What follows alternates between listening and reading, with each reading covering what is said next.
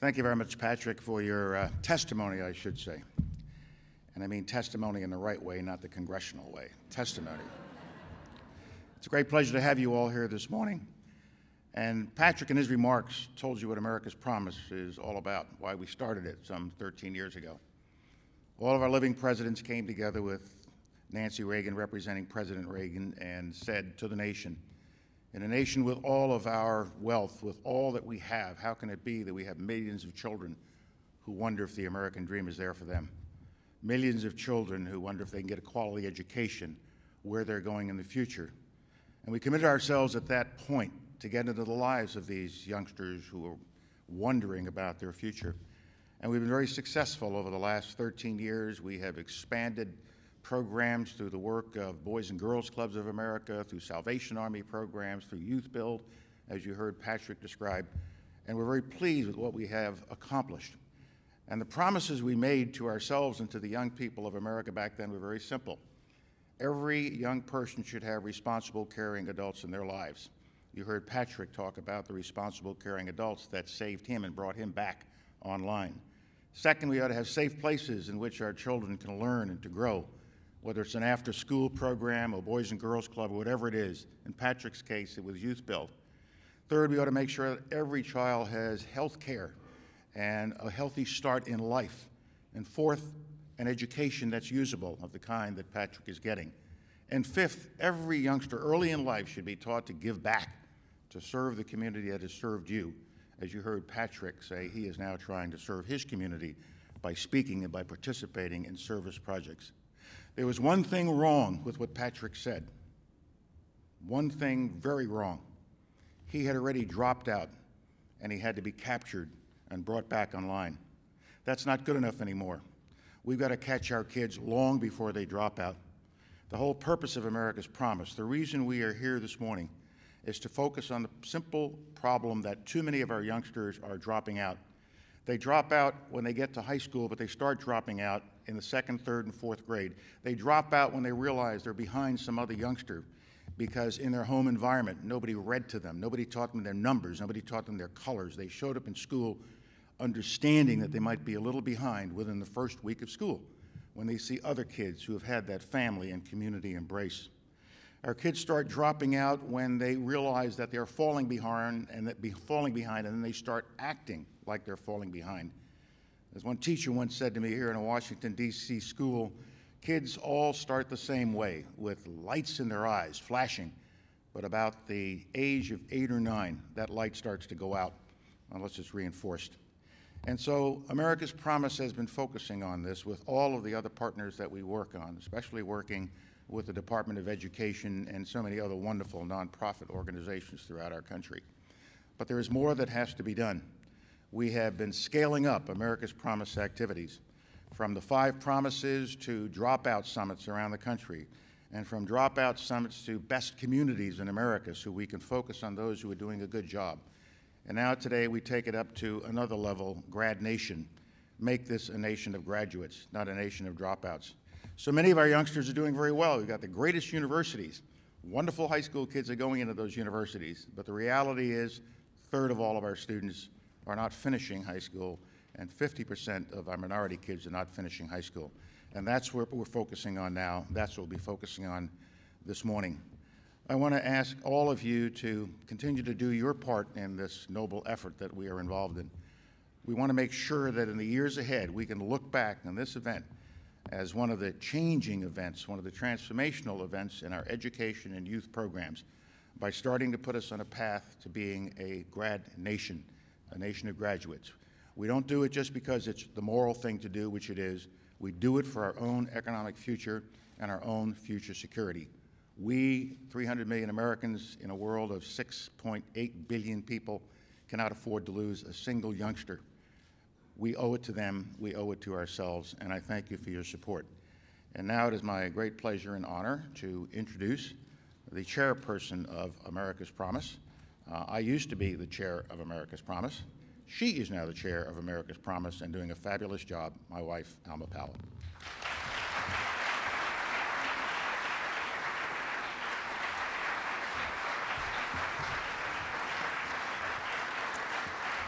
Thank you, Colin.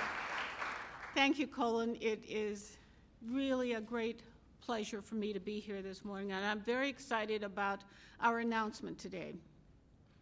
When people ask me what America's Promise means to me, I think about all of the young people in the world and what they need to succeed. I think about my own children. We have had the sheer joy of raising 3 young people to adulthood who now, in their own way, are giving back to their communities. But to whom much is given, much is expected.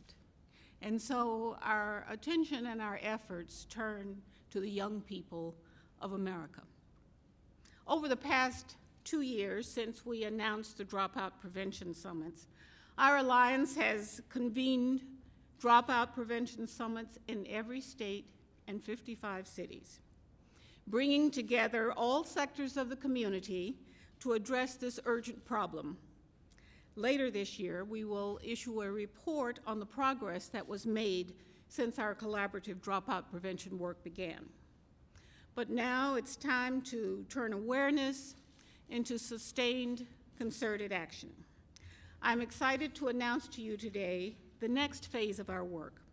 We are undertaking a 10-year campaign to mobilize this nation to reverse the dropout crisis and ensure that our children are prepared for college and the workforce. This campaign will be called Grad Nation. Just 12% of our high schools account for over half of all dropouts. So Grad Nation will focus on these 2,000 lowest performing schools and their neighborhoods. Through our National Alliance partners and their networks of local affiliates, we are harnessing the power of community partnerships in places where the need and the potential impact will be the greatest, especially in these 2,000 neighborhoods.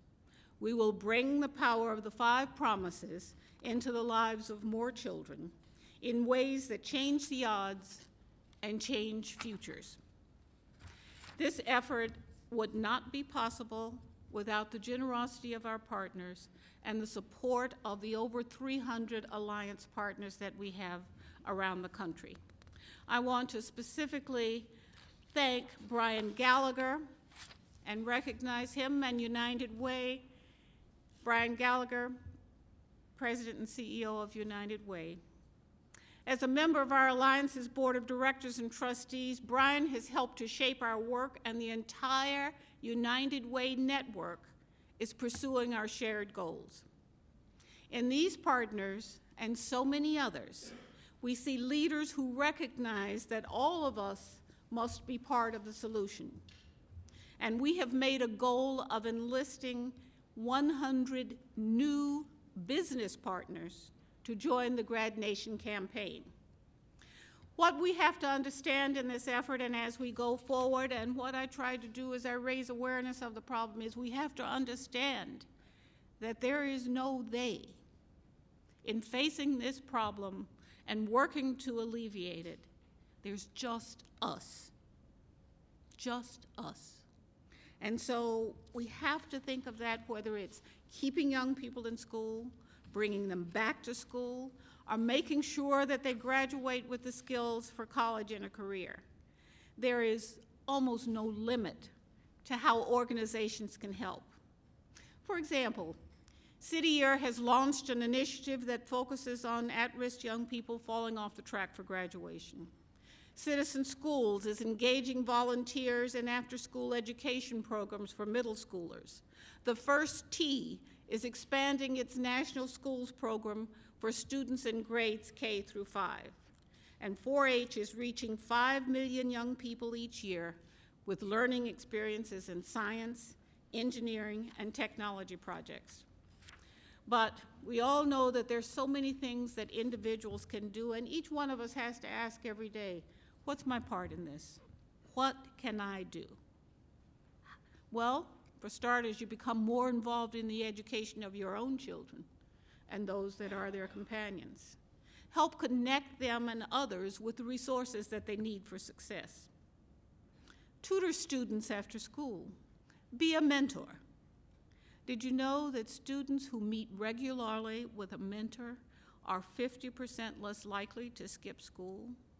That caring adult who's always looking for them and welcomes them with a smile or a shoulder to lean on when they have a problem. It doesn't take a lot of effort to do that, just the will. You can be a part of a career exploration program. This is a proven way to keep students engaged and motivated. We can donate books to children, but more importantly, read to children. There are so many opportunities to do that around us every day. Urge your school district to participate in our Gallup student poll, which measures some of the most reliable indicators of whether students are ready for the future. School districts and communities across the country are already using this poll data to determine new ways to help students succeed. In all of these ways and more, we need individuals and organizations to be involved.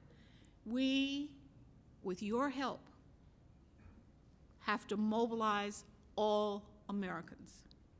I am very encouraged because often I turn on the radio and I hear these discussions. Just the other day on NPR, they were holding a town meeting at a school here in Washington where parents and educators had come together to talk about what it is these statistics mean and what we need to do to change that. And that's good. We're glad that we have people talking about it, but now we want them to act on it. Our campaign is more than like a marathon than a sprint. We're not going to become a grad nation overnight, but working together, we will be a grad nation, and we will secure our future as a great nation. Since taking office just over a year ago, President Obama has made the education of our young people a key priority, even amid all the urgent priorities that he has. He and Secretary Duncan know and fully understand the challenges that we face. They know that this must be our goal. This is our goal here at America's Promise. This is what we are dedicated to. And we want everyone to understand and accept the role that all of us must play in this crucial issue. And I am happy that our president embraces this need and is committed to making a difference. Ladies and gentlemen, this morning I have the great honor to introduce to you the President of the United States.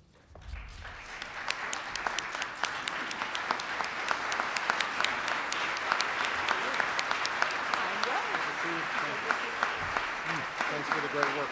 Absolutely.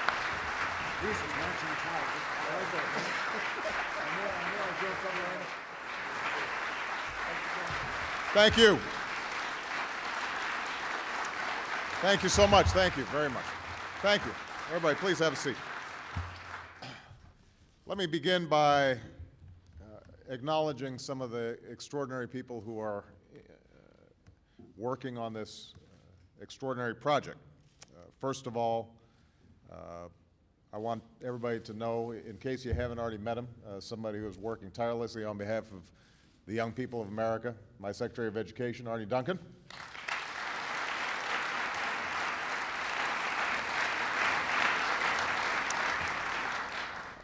I want to acknowledge Marguerite Kondraki, the CEO of America's Promise, who's going to be implementing so much of the terrific work that's been discussed today.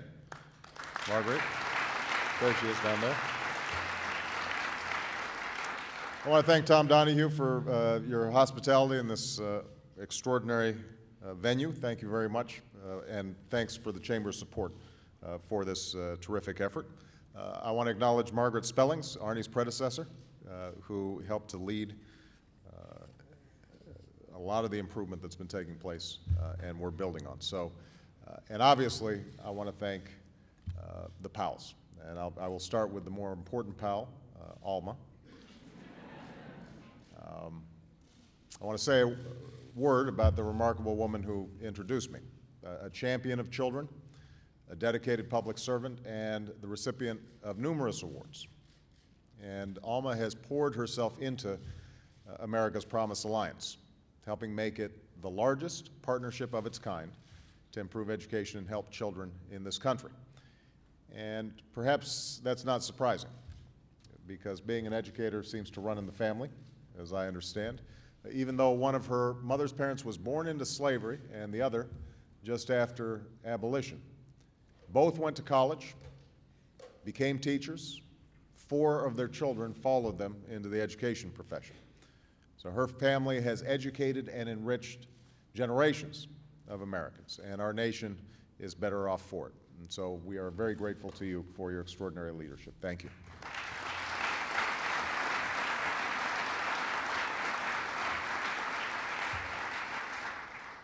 There's not much more we can say about the man that almost succeeds as chair of the Alliance that most people don't already know anyway. I will say that I'm grateful for his friendship, for his counsel, and like so many Americans, I continue to be inspired by his leadership and by his life story. It's a story of a son of Jamaican garment workers, a student from the South Bronx. Like me, wasn't always at his best in high school, but who went on to City College of New York, and thanks to the support of his family and his friends and his community. It's a story of a ROTC cadet who went on to distinguish himself first in Vietnam, then in the Pentagon, in the White House, and in the State Department, and who, after spending a lifetime fighting on behalf of America, has now taken up the fight for America's children. So the leadership of Colin and Alma that they are showing by spearheading the Grad Nation campaign to end America's dropout crisis is just the latest chapter in their service to this nation. And so I want to publicly commend them and thank them for their extraordinary service. Thank you very much.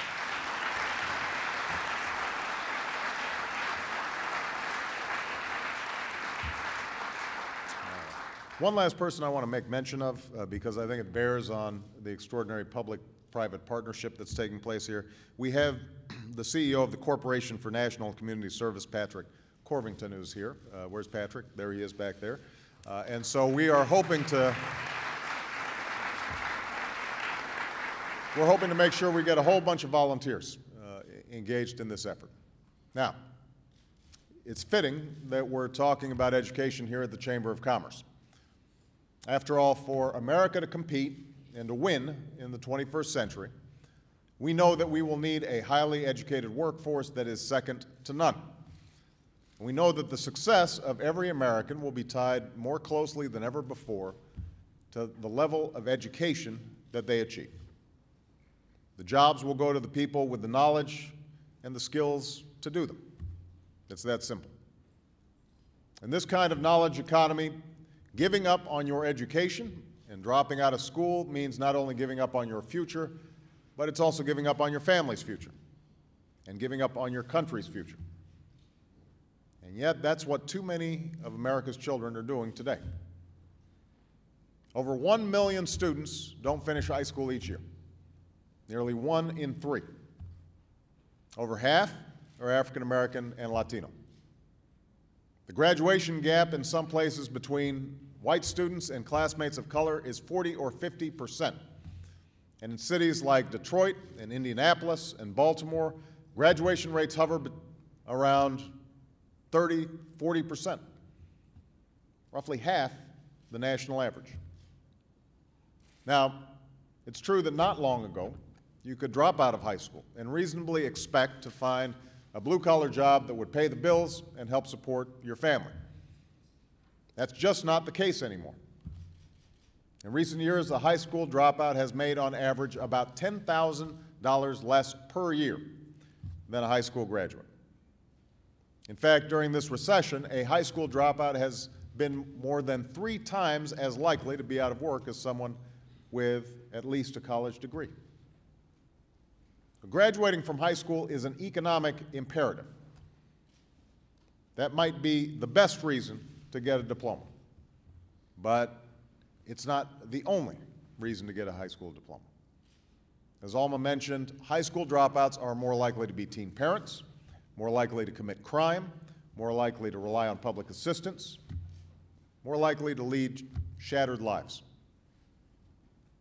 What's more, they cost our economy hundreds of billions of dollars over the course of a lifetime in lower wages, and higher public expenses. So this is a problem we cannot afford to accept and we cannot afford to ignore. The stakes are too high for our children, for our economy, and for our country. It's time for all of us to come together, parents, students, principals, and teachers, business leaders and elected officials from across the political spectrum to end America's dropout crisis. And this is a problem that I've actually been fighting for years. Way back when I was a community organizer in Chicago, I saw what happened to a family or to a school or to a community when a student dropped out. So I helped work with local churches in the region and public school officials to get state funding for dropout prevention programs, and brought together African American and Latino leaders to help set up after-school programs, because when we help keep kids off the street, when we give them a productive way to spend their time, then graduation rates go up. So that's a commitment that I've carried with me to the Oval Office. And today I want to announce steps my administration will take to help end the dropout crisis in the African American community, in the Latino community, and in the larger American community. Because we know that about 12% of America's schools produce 50% of America's dropouts, we're going to focus on helping states and school districts turn around their 5,000 lowest performing schools in the next 5 years. And Arne will be amplifying and providing details on how we can do this. We'll not only challenge states to identify high schools with graduation rates below 60%, we're going to invest another $900 million in strategies to get those graduation rates up. Strategies like transforming schools from top to bottom by bringing in a new principal and training teachers to use more effective techniques in the classroom. Strategies like closing a school for a time and reopening it under new management, or even shutting it down entirely and sending its students to a better school. And strategies like replacing a school's principal and at least half of its staff. Now, replacing school staff should only be done as a last resort. The public servants who work in America's schools, whether they're principals or teachers or counselors or coaches, work long and hard on behalf of our children, and they deserve our gratitude. Keep in mind, I've got a sister who's a teacher. My mother spent time teaching. One of the most important jobs that we have in this country. We've got an obligation as a country to give them the support they need, because when principals and teachers succeed, then our children succeed. So if a school's struggling, we have to work with the principal and the teachers to find a solution. We've got to give them a chance to make meaningful improvements. But if a school continues to fail its students year after year after year, if it doesn't show any sign of improvement, then there's got to be a sense of accountability. And that's what happened in Rhode Island last week at a chronically troubled school when just 7% of 11th graders passed state math tests. 7%.